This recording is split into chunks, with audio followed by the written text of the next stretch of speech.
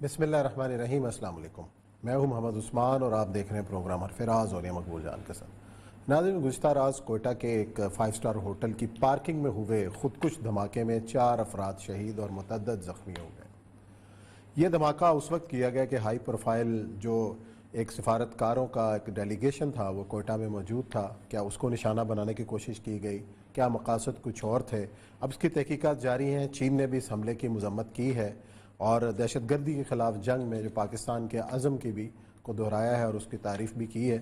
ساتھ ہی ساتھ ایک نیا اتحاد وجود میں آ رہا ہے، اس کی تیاریاں ہیں جس کو ہمالیائی کوارڈ کا نام دیا گیا ہے۔ اس میں کون کون سے ملک شامل ہوں گے؟ چین کی سربراہی میں یہ نیا اتحاد اس خطے میں جنم لے رہا ہے، آگے آنے والے دنوں کے اندر اس کے مقاصد کیا ہیں اس پر روشنی ڈالیں گے۔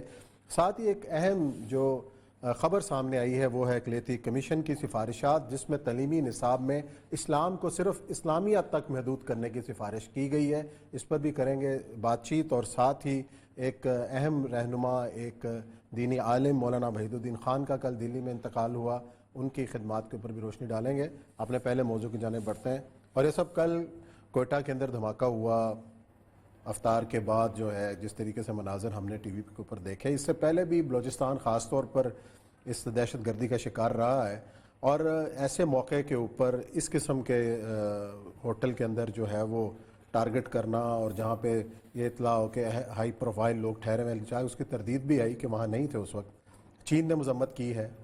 تو یہ جو چیزیں ہیں افغانستان سے انخلاء کی بھی باتیں ہیں، اور کیا ہم ان واقعات کو افغانستان اور جو چینج ہوتی ہوئی صورتحال اس سے جوڑ سکتے ہیں؟ دیکھیے، سرینا ہوٹل جو ہے نا، یہ بنا ہے افغان وار کے دوران، اور اس وقت ہو ہی رہا تھا کہ رشیا جو تھا وہ خاص طور پہ اس کے خات کے جو ایجنٹس تھے وہ بہت بامبنگ وغیرہ کیا کرتے تھے، اور یہ ہوٹل جو ہے یہ ایک ایسے چوک پہ موجود ہے جہاں ایک طرف اسمبلی کی بلڈنگ ہے، ایک طرف ہائی کورٹ کی بلڈنگ ہے، ایک طرف جو ہے وہ اپنا سرینا ہوٹل ہے، اور چوتھے نمبر پہ آرمی کی ریکروٹمنٹ سینٹر ہے۔ اس سے ویری امپورٹنٹ، سب سے امپورٹنٹ، پیچھے اس کے ٹی وی ہے، اس کے پیچھے اور بہت ساری چیزیں، ریڈیو پاکستان، سارا کچھ وہی ہے، ایرانی کونسلیٹ ہے، اتنے مطلب آپ سمجھیں کہ 1000 گز کے ریڈیس کے اندر اندر سارا کچھ مل جاتا ہے آپ کو۔ تو اس ہوٹل کو بناتے وقت بہت ساری سیکورٹیز کے ان کا دھیان رکھا گیا تھا۔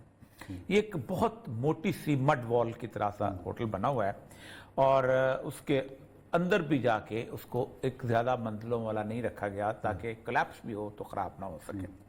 پھر اس کا جو اوریجنل بیس ہے جس میں لوگ ٹھہرتے ہیں، اس کے چاروں طرف لانز ہیں یا لابیز ہیں۔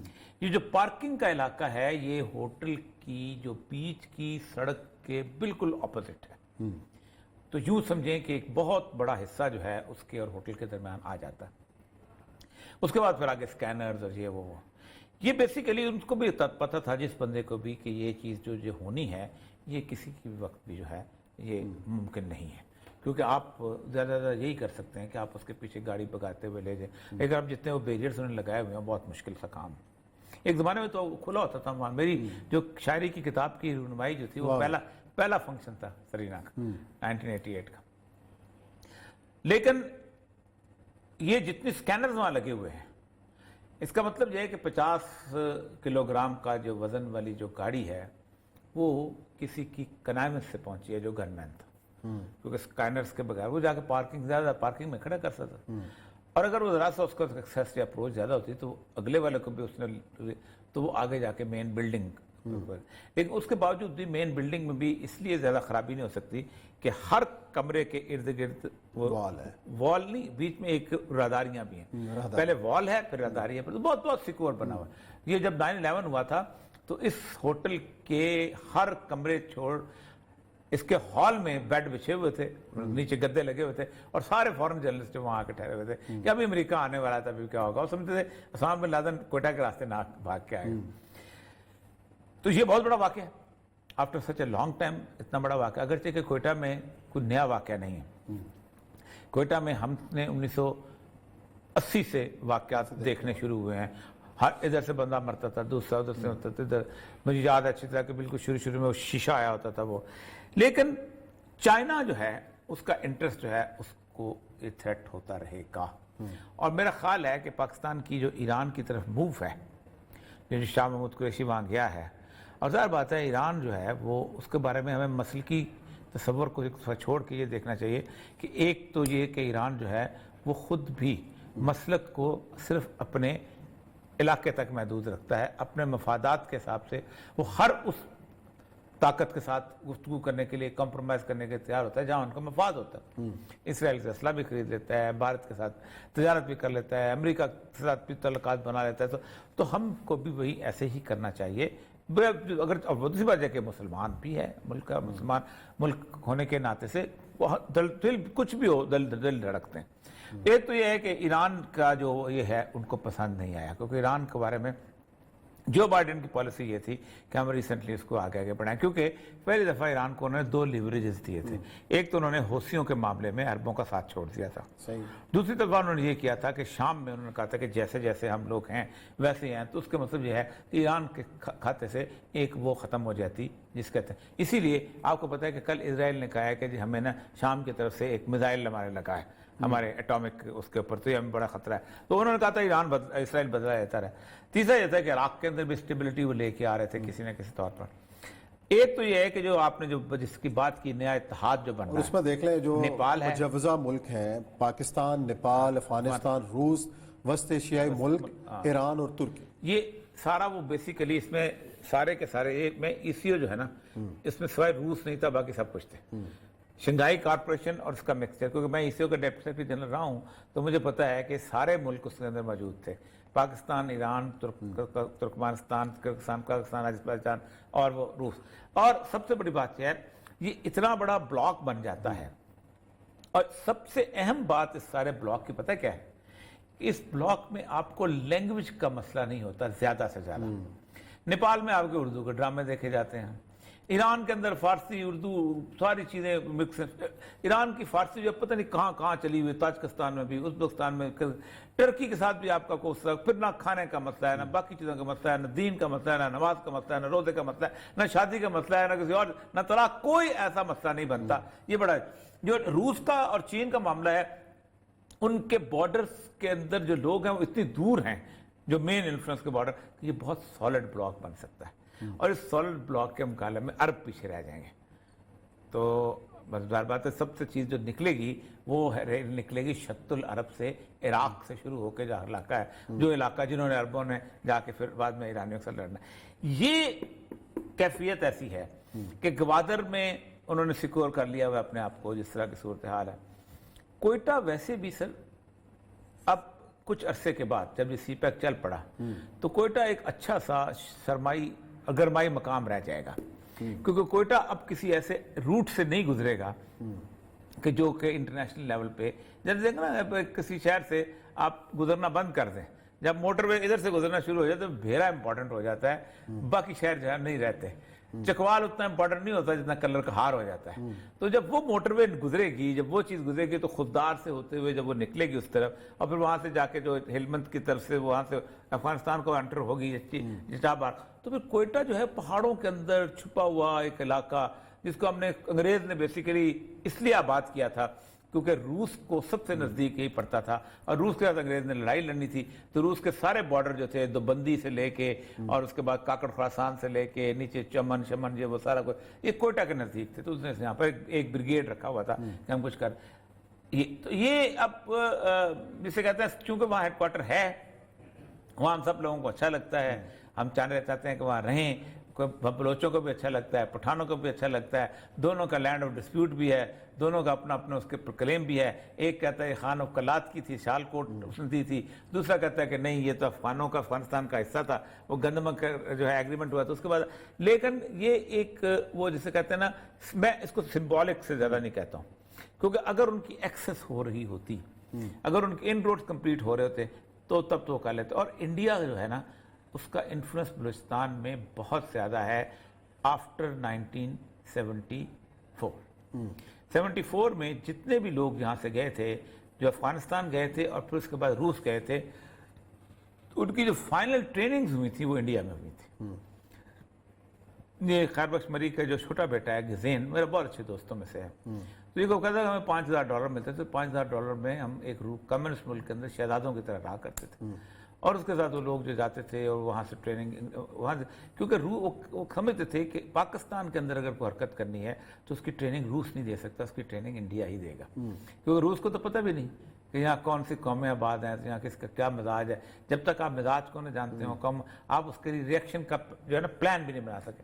تو بہرحال یہ بیسیکلی میں سمجھتا ہوں کہ ایک ایسا انسیڈنٹ نہیں ہے, اخباری نیوز تو ہے, خبر تو ہے, ایک ریڈ زون کے اندر ایکٹیویٹیز ہے, لیکن ریڈ زون میں اس سے کہیں بڑے بڑے واقعات ہو چکے ہیں. آئی جی آفس میں ہوا ہے, آئی جی ایف سی بڑے واقعات ہوئے ہیں, لیکن ان حالات کے تناظر کے اندر صرف ایک تھریڈ بتانے کی کوشش کی ہے کہ وی آر دیئر, لیکن ایسا ہوتا نہیں ہوتا. وہ ٹارگٹ تھا ان کا, سمجھ. اچھا وہ بیسیکلی سمجھتے جی میریٹ ہوٹل ہے, لیکن میریٹ ہوٹل کی کنسٹرکشن اور طرح کی ہے. میریٹ ہوٹل تو آپ انہوں نے دیواریں بنائی نا اسلام آباد میں, یہ اس کی کنسٹرکشن میں ہوتا ہے کہ چونکہ افغان وار میں بنا تھا تو یہ سارا ہوٹل ہی جو ہے وہ سیکورٹی کے ساتھ سے بنایا گیا تھا. اور وہ خاتون جو تھی آرکیٹیکچر سے سارے یہی سوچتی رہتی کہ کیا کرنا ہے ہم نے. اچھا جی, چلیں جی بریک لیتے ہیں, بریک کے بعد آئیں گے اور ایک اہم جو ڈیولپمنٹ ہے وہ ذکر ہے, وہ ہے اقلیتی کمیشن کی رپورٹ تعلیمی نصاب کے حوالے سے. اس کی سفارشات کیا ہیں, اس میں کیا اچھی چیز ہے, کیا بری چیز ہے, اس کی کریں گے نشاندہی.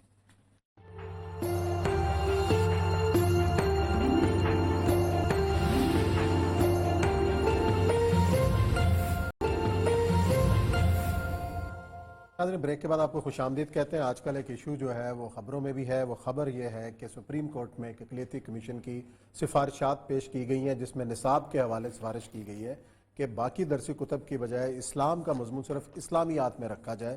اس حوالے سے مختلف حلقوں نے احتجاج بھی کیا ہے اور یہ سفارشات کی تجاویز نہ ماننے کا پر زور دیا جا رہا ہے. اور یہ صاحب, یہ کیوں ضرورت پیش ہوئی ہے, یہ کس کی جانب سے انیشیٹ ہوا کہ اس قسم کی سفارشات سامنے لائی جائیں کہ جناب اگر دینی جو نصاب ہے اس کے اندر کو دین کے حوالے سے کوئی چیز ہے صرف اسلامیت تک محدود کر دیں.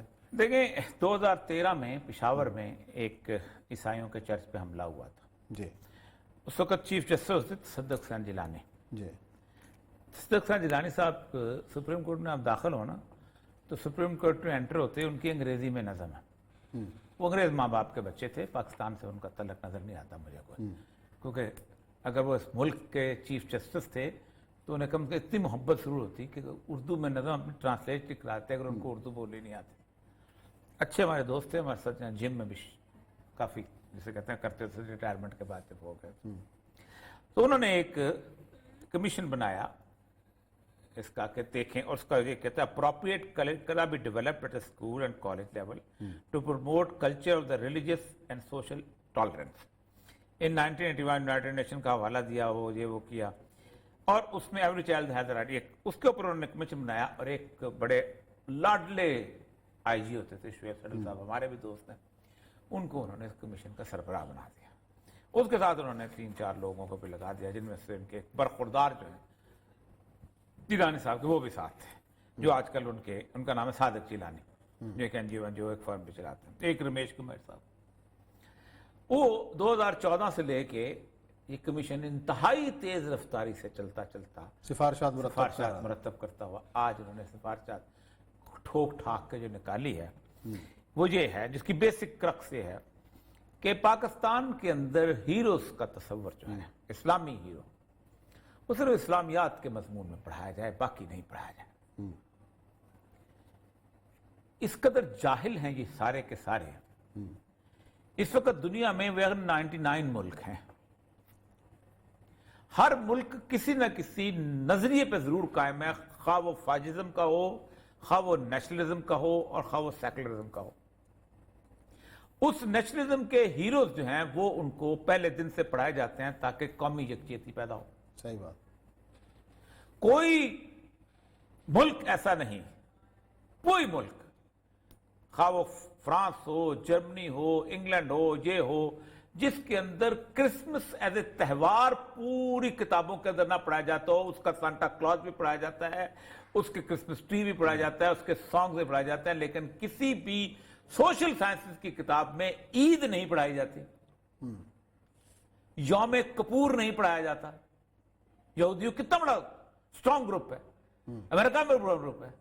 کسی جگہ کوئی یہ نہیں پڑھاتا کہ دیوالی اور ہولی کب ہوگی, لیکن ان جنرل سبجیکٹ اس کے وہ سارے کے سارے ہیروز جتنے بھی ہیں وہ پڑھائے جاتے ہیں. اس کے بعد اس نیشن کی جو بیسک فلسفی ہے اس کے خلاف ایک لفظ نہیں پڑھایا جاتا. کوئی یہ نہیں پڑھا سکتا فرانس میں بیٹھ کے کہ ہٹلر جو ہے اس کا فاشزم بہت اچھی چیز ہے. جب تک کمیونسٹ وار رہی ہے ایک لفظ کمیونزم کے حق میں نہیں آپ پڑھا سکتے تھے, مکمل طور پہ کنڈیمڈ ہوتا تھا وہ کس قسم کے لوگ ہیں سارا کچھ. اس کے بعد آپ امریکہ کے اندر آ جائیں, ان کے جو ہیروز تھے 7 فادرز, ان کی آئیڈیالوجی ان کا سارا کچھ ویسے اسی طرح پڑھایا جاتا ہے, کیونکہ وہاں کوئی شخص یہ پڑھا سکتا ہے کہ ایک اسلام کے نام پہ بھی ریاست قائم کی جا سکتی ہے. صحیح. پاکستان اگر یہی کرنا تھا, شیخ سڈل صاحب اور پاکستان کی سپریم کورٹ نے یہی کرنا تھا, تو پہلی بات یہ ہے کہ جس آئین کے تحت آپ نے حلف اٹھایا آپ اس کی غداری کر رہے ہیں.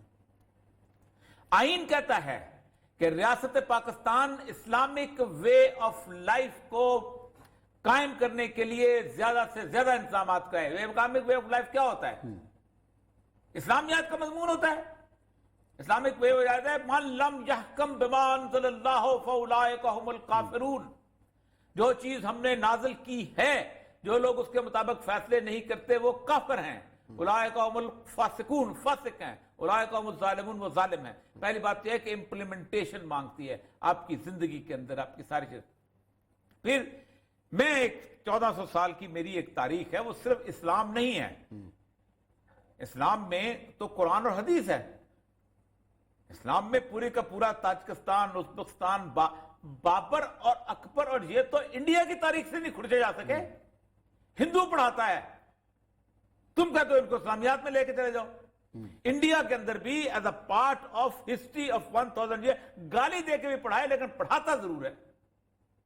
اگرچہ وہ گالی بھی اتنی دیتے, کوئی گالی نہیں دیتے, ان کا تو رزق نہیں چلتا. ان کا تو تاج محل بند ہو جائے تو ان کا تو جو اتنے بڑے بڑے پول لگاتے ہیں شائننگ انڈیا کا پوسٹر ختم ہو جائے. صحیح بات. ایک ٹریڈیشن ہے. آپ مجھے یہ بتائیں کیا ریڈ انڈینز کی فائٹ میں ان لوگوں نے پڑھایا؟ پتہ نہیں کدھر سے, اور ساری زندگی پولیس کا نوکری کی. ٹھیک ہے, اور اس کے ساتھ ملا.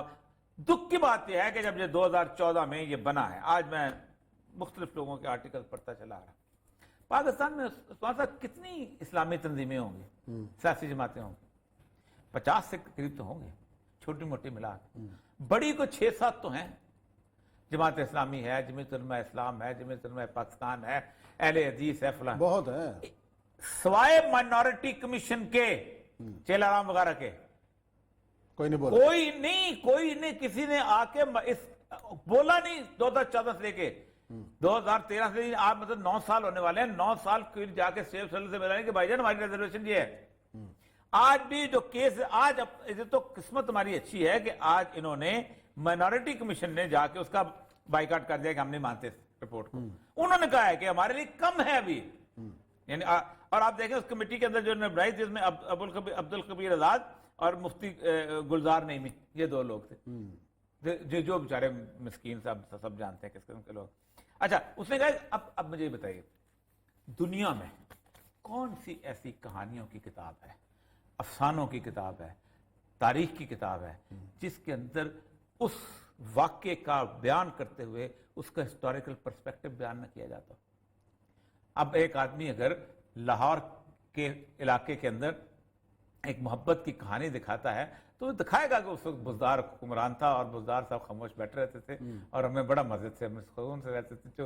جو چوروں کو دکھائے گا, جو کو دکھائے گا, یا مطلب لال قلعے کی کہانی سنا رہا ہے تو باتیں سے ظفر کے طور پر کوئی ایسا نہیں ہے جو نہ دکھاتا. پھر افسانے, پھر آپ اندازہ کریں کہ جس وقت میرے خلاف انہوں نے یہ کیا ہے نا کہ آپ یہ کرتے ہیں کالم لکھتے ہیں, تو میں نے کہا تھا کہ لٹریری جو ہے تحریر لکھنا الاؤڈ ہے, ایک قانون ہے کا. تو انہوں نے کہا یہ تم کالم لکھتے ہو, یہ لٹریچر ہے؟ تو میں نے کہا مجھے یہ بتاؤ کیا تم حبیب جالب کو لٹریچر سے آؤٹ کر دو گے؟ کیا تم فیض کو لٹریچر سے آؤٹ کر دو گے؟ ہر وہ چیز جو کہ ریزسٹنس میں بولتی ہے وہ لٹریچر سے آؤٹ ہو جاتی.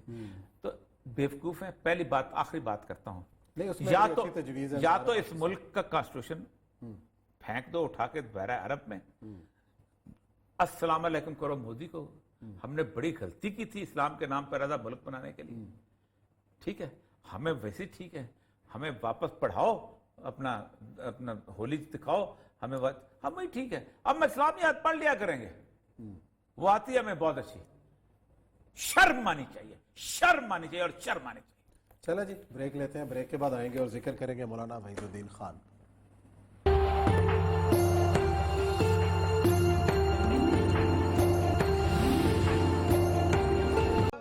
جی اور یہ صاحب 96 ایئرز زندگی گزاری انہوں نے بھارت کے کیا اندر، اور بھرپور بالکل زندگی گزاری، اللہ آئے شاخ گئے وعدہ فردہ لے کر، اب انہیں ڈھونڈ چراغ۔ یہ جو یہ بات کہی کہ جو اس دن کا زندگی، اس دن کا اصل انتظار میں ہے ہی، دیکھیں انتظار ہے ہی۔ آپ اگر واقعی اللہ تبارک و تعالیٰ سے محبت کرتے ہیں، آپ خود سوچیں نا کہ آپ ایک بہت بڑی دکان کے اندر ہیں جہاں اس کی صنائی کی چیزیں سجی ہوئی ہیں، یہ سجا ہوا ہے، یہ سجا، آپ دیکھنا تو چاہیں گے یار اس بندہ کون ہے، اس نے بنائی، خود آپ اس خالق کی طرف سے ایک بنائی ہوئی چیز ہیں۔ تو ایک تو اصل بات وہی ہے۔ اور ایک بات بتاؤں آپ کو بڑی شاندار، ایک جگہ انہوں نے جواب دیتے ہوئے بڑا خوبصورت بات کی، الہاد کے اوپر تو یہ اتھارٹی تھے نا، اس کے بعد جو جواب 40 سال پہلے ان کی کتاب راز حیات میرے ہاتھ ہے، راز حیات، بڑی شعراء افاق کتاب، اور اس کے بعد ایسا لگتا تھا کہ جیسے میں کسی شہر کے اندر آ گیا، پورا جیسے گھیر لیتا ہے نا۔ تو ان سے کسی نے سوال کیا کہ جو مجھے بتائیے کہ اللہ تعالیٰ کو کس نے تخلیق کیا؟ اس نے کہا جو خلق ہونے والی چیزیں ہوتی ہیں ان کے بارے میں آپ کو پتہ چل جاتا ہے، آپ سوال کرتے ہیں، آپ بتاتے ہیں کہ یہ میز کس نے تخلیق کی ہے، آپ پوچھتے ہیں کہ یہ کپ کس نے بنایا ہے، کبھی آپ نے پوچھا کہ یہ آم کس نے تخلیق کیا ہے؟ کہ پوچھا آپ نے؟ اب کہتے ہیں اسکیم آف دا ایونٹس کے اندر ایسا ہو جاتا ہے، یہ کبھی آپ نے سوال نہیں کیا، یہ کہکشاں کس نے؟ اسی طرح جب اللہ تبارک تعالیٰ ہمارے سامنے آئے گا تو ہمیں خود پتہ چل جائے کہ ایسی چیزیں تخلیق نہیں ہوا کرتی، اس کا حسن، اس کی سارا پیسہ۔ اب الہاد کے اوپر تو میں کہتا ہوں باقی چیزوں کے بارے میں ان کی گفتگو، اتنے ایک صفحے کے اندر ہزاروں کتابوں کا علم جو ہے صرف ایک شخص کے پاس میں نے دیکھا ہے۔ ایک ان کی بیٹی اللہ تعالیٰ زندہ رکھے، فریدہ خانم محترمہ نے کمال کر دیا، مجھے ایک تو اس کے اندر پورے باپ کی وہ جھلکی نظر آتی ہے، وہ بیٹھتے تھے یوٹیوب پہ، بابا یہ سیدھی کر لیں، پگڑی سیدھی کر لیں، میں رو پڑتا تھا بعض دفعہ اس محبت کو دیکھ کے، اور پھر اس کے اندر وہ 90 سال کا بوڑھا جو ہے وہ آواز تھوڑی سی اونچی کر دیں، پیس تھوڑا سا ایسا کر دیں، لیکن اس کے باوجود اس خاتون نے جو علم کا خزانہ ہم تک منتقل کر دیں۔ ایک بڑی تکلیف ہوتی ہے بعض دفعہ جب کبھی اس طرح کی شخصیت چلے جاتی ہے جس سے ہم زندگی بھر نہیں مل پاتے، ہمیں ایک پچھتاوا رہ جاتا ہے۔ تو میں سوچتا ہوں کہ نیشن سٹیٹس کا کتنا بڑا ظلم ہے اس دنیا کے اندر۔ آج سے 100 سال پہلے کبھی یہ مشکل تھی ہی نہیں کہ آپ نے یہاں سے اٹھنا ہے اور بغداد میں جا کے کسی جا کے علم حاصل کرنا شروع کر دینا ہے، وہاں سے اٹھنا ہے تو آپ نے آکسفورڈ چلے جانا ہے، وہاں سے اٹھنا ہے تو آپ نے تتیلیہ چلے جانا ہے۔ صدیوں انسان ایسے پڑھتا رہا، اور انسان نے آپ اندازہ کریں کہ ڈگری کے ساتھ ہے بس جتنا علم وہاں سے حاصل کیا آگے چلا گیا، ساتھ ہی جو ہے پوری دنیا تقریباً جہاں گرد ہو کے گھومتا ہوا واپس پہنچا اور اپنے علم کے خزانے دے دیے۔ لیکن ہوا یہ ہے کہ عثمان صاحب 100 سال سے ہم نے علم کو ہنر کا درجے پہ لے آئے۔ علم جو ہے اس لیے نہیں سیکھا جاتا کہ اس کی مارکیٹ میں کیا ویلیو ہوتی ہے، ہنر اس لیے سیکھا جاتا ہے کہ مارکیٹ میں کیا ویلیو ہوتی ہے۔ اس لیے ہنر کو لوگ چھپا کے رکھتے ہیں، ہنر کو صرف سینہ بسینہ منتقل کرتے ہیں، ہنر کو صرف اپنی اولادوں کو سکھاتے ہیں، ہنر کو صرف اپنے شاگردوں کو سکھاتے ہیں۔ ہم نے اس کو ہنر کے درجے پہ لے آئے ہیں، اس لیے صرف کمال کی بات۔ میں آخری میں تھوڑا سا وقت ہے لیکن میں ایک آپ کو اس کی تفسیری معاملات کے اندر میں حیران کن اکثر کہتے ہیں کہ میں کبھی کبھی جب قرآن پڑھتا ہوں تو ہر دفعہ ایک نیا عجب عجوبہ میرے سامنے نظر آتا ہے۔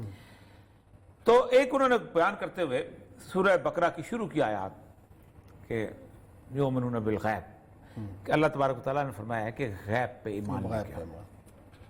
تو وحید الدین صاحب کہتے ہیں کہ میں جب کوانٹم تھیوری پڑھ رہا تھا فزکس کی تو مجھے اوپر اچنبھا ہوا کہ اللہ تبارک و تعالیٰ نے یہ نہیں کہا کہ غیب اللہ ہے، غیب فرشتے ہیں، غیب آسمان ہے، غیب، اللہ نے تو سب چیزوں کو غیب کہا ہے، تو یہ تو بڑی کمال کی بات ہے۔ تو کوانٹم تھیوری یہ ہے، کہتی ہے کہ یہ کائنات جو ہے، یعنی آئنسٹائن نے اس کو بدلا تھا، کہتے کہ یہ کائنات جو ہے یہ چھوٹے چھوٹے ذرے ہیں ان سے بنی ہوئی جن کا نام ایٹم ہے، اور وہ ایٹم چونکہ خوردبین اچھی والی سے دیکھے جا سکتے تھے تو آخری ذرہ تھا، اس کے نیچے کچھ نظر نہیں آتا تھا، تو دو چیزیں اس نے بدلی۔ ایک تو یہ تھا کہ وہ کہتے کہ matter is composed of indivisible particle called atom, اور دوسرا یہ تھا کہ فنا ہو سکتا ہے میٹر جو ہے۔ تو اس نے دو چیزیں بدلیں اس کائنات کے اللہ تبارک تعالیٰ کہ ایک تو میٹر کو جب آپ فنا کریں گے تو وہ انرجی میں بدل جائے گا، جس سے ایٹم بم بنتا ہے، روشنی بنتا ہے. اور دوسرا نے کہا کہ ایٹم بم کے اندر دو اور چیزیں بھی ہوتی ہیں، پروٹون اور الیکٹران ہوتے ہیں. یہ پروٹون اور الیکٹران جو ہیں یہ نظر نہیں آتے، نہ نیکڈ آئی سے نظر آتے ہیں، نہ کسی اور چیز سے نظر آتے ہیں. اس کا مطلب یہ ہے کہ اس کی آخری جو چیز جس سے یہ بنی ہے وہ پروٹون اور الیکٹران سے ہے. صحیح. اس کے آپ ہیٹ سے اندازہ کرتے ہیں یا اس کی موومنٹ سے اندازہ کرتے ہیں کہ کچھ یہ ہے یہاں، ورنہ آپ کو نظر نہیں آ سکتی، محسوس بھی اس طرح نہیں ہوتی. تو اس کا مطلب یہ کہ پوری کی پوری چیز جو ہے جو سے بنی ہوئی ہے وہ آپ کو نظر نہیں آتی، وہ غیب ہے. تو یہ پوری کائنات غیب ہے، اس کائنات کا ایسنس غائب ہے. تو وہ اللہ کہتا ہے اس پہ ایمان لے کے آؤ. یعنی کہ اس نے ہم سے ہر چیز تقریباً اوجھل رکھی ہوئی ہے، ہم ایک آرٹیفیشل سا خول دیکھ کے ہم سمجھتے ہیں کہ یہ چیز ایسی ہے. اس طرح کے ایسے ایسے چھوٹے چھوٹے نقطے ان کے اندر ایسے ایسے اگرچہ کہ وہ بار بات ہے کہ ان کی اپنے ایک مزاج تھا، وہ امپلیمنٹیشن کے قائل ہیں. وہ کہتے ہیں کہ اسلام جو ہے نا اس کو آپ علم کے طور پہ لو، طرز معاشرت کے طور پہ لو، اس طرز زندگی کے طور پہ لو. رسول اللہ صلی اللہ علیہ وسلم کی باتوں کو بیان کرتے کرتے رو پڑتے ہوئے تھے کہ یہ اخلاقیات کے اندر اس کو ڈیولپمنٹ ہر بندے کا اپنا اپنا ہوتا ہے. ان کو کہتے ہیں کہ یہ آپ اگر یہ آپ کی زندگی کے اندر ایک مکمل بدلاؤ نہیں لے کے آتی، آپ اپنے اوپر خاص طور پہ ایک خوبصورت جسے کہتے ہیں ایک مزاج نہیں بن پاتا، آپ انسان کو انسان کے طور پہ نہیں، تو اس کا مطلب ہے کہ اللہ تبارک تعالیٰ کا یہ بات ہی غلط ہے کہ الخلق کلہم عیال اللہ، کہ اللہ تعالیٰ ساری خلق جو ہے اللہ کا کنبہ ہے. اگر کنبہ ہے تو پھر اللہ نے سب سے محبت کرنا بھی تو سکھایا ہوگا نا. تو پھر تو جانور سے بھی، چونٹی سے بھی، اس سے بھی محبت کرنا سکھایا ہوگا. اور پھر اس کے ساتھ ساتھ انٹرنیشنل لیول کی جو چیزیں تھیں، باقی چیز، اور پھر ان کا ایکسپیرینس، میں حیران ہوتا ہوں. چھوٹی چھوٹی جگہ پہ جا کے کسی بندے سے گفتگو ہوتی تھی اور گفتگو سے وہ بات نکالتے تھے، کوئی ایک ایسے ہی کسی نے کہہ دی، اس سے پورا کا پورا قرآن کی پتہ نہیں کتنی آیات کی تفسیر کر جاتی تھی. عام آدمی سے گفتگو نکلی اور کہتے ہیں کہ میں اس کے بعد تو حیران ہو گیا. کمال کیا. چلے جی، ایسی جو شخصیات صدیوں میں آتی ہیں، صدیوں میں پیدا ہوتی ہیں، اللہ تعالیٰ ان کی مغفرت فرمائے، منازل آسان کرے. اسی نوٹ کے ساتھ پروگرام کا وقت ختم ہوتا ہے. انشاءاللہ پیر کو نئے موضوعات کے ساتھ خدمت میں حاضر ہوں گے. اپنا خیال رکھیں. اللہ حافظ.